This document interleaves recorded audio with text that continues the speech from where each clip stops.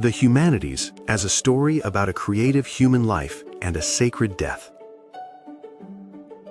For the past several years, we have been seeing something unusual.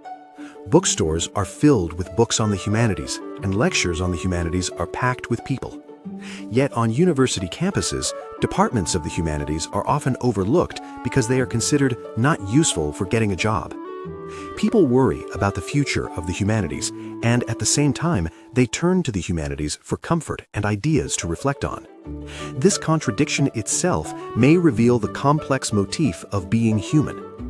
The word humanities literally means the motif of humans. The humanities are fields of study that bring together language, literature, history, and philosophy.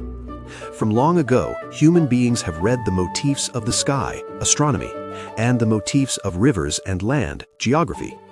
By reading constellations, choosing places to settle, and building roads, they gradually expanded their world.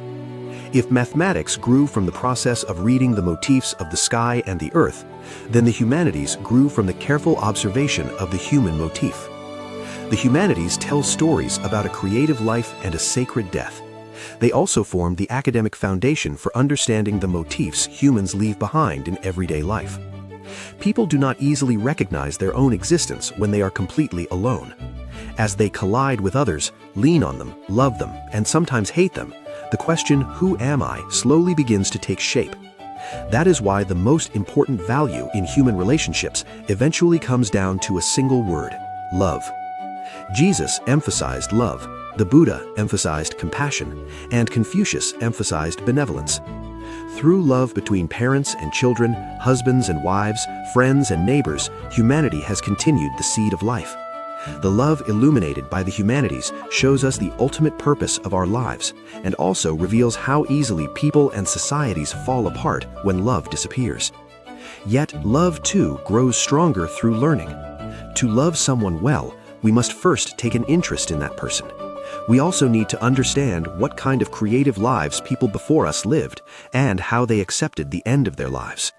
Through stories found in literature, art, and biographies, the humanities place before us their joys and fears, their choices and regrets. Without properly learning these stories, we are bound to struggle to find happiness in our relationships with others. This is one of the great strengths of the humanities. The humanities also place great importance on history. Studying history is a way of learning both the wisdom and mistakes of those who came before us. By examining past choices and their outcomes, we understand where present problems began.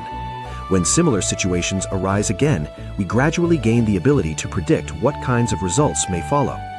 Just as we carefully identify variables one by one in a complicated equation, we discover repeating cause and effect relationships within history. Philosophy, which nurtures the power to think, is also essential. Philosophy asks questions such as, what is justice? What is love? How should we live? What is a good death? And does something called truth really exist? Some questions, like those in mathematics, can be solved clearly by setting up axioms and logic.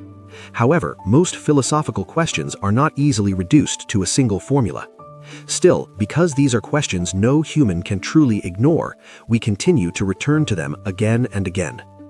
When we learn what great thinkers thought about, how they lived, and how they faced their final moments, we too pause before questions we have long put off. In that moment, our perspective widens, allowing us to see the world from a higher level. Seeing the world from a higher level also helps us when we study mathematics. If the humanities are the discipline that asks, what should we ask, and what truly matters to human beings, then mathematics is the language that organizes the motifs revealed by those questions into numbers and symbols, shapes, and relationships. If something can be seen with our eyes and touched with our hands, we can give it a name and place it into a category. However, even living beings with clear forms maintain their shape according to invisible forces and laws. In nature, where creation and extinction occur at the same time, finding a stable pattern is never easy. To understand this complex world, experience alone is not enough. Only when we build humanistic knowledge through reading can we place side by side the motifs of nature revealed by mathematics and the motifs of life left behind by humans. If mathematics is the language that reads the motifs of nature, the humanities are the stories that trace the motif of humans. Mathematics gives us the power to see farther and calculate more precisely, while the humanities ask us where we should go and what we must not lose. What kind of life will we create? What kind of death will we prepare for? And how far will we take responsibility for one another's happiness?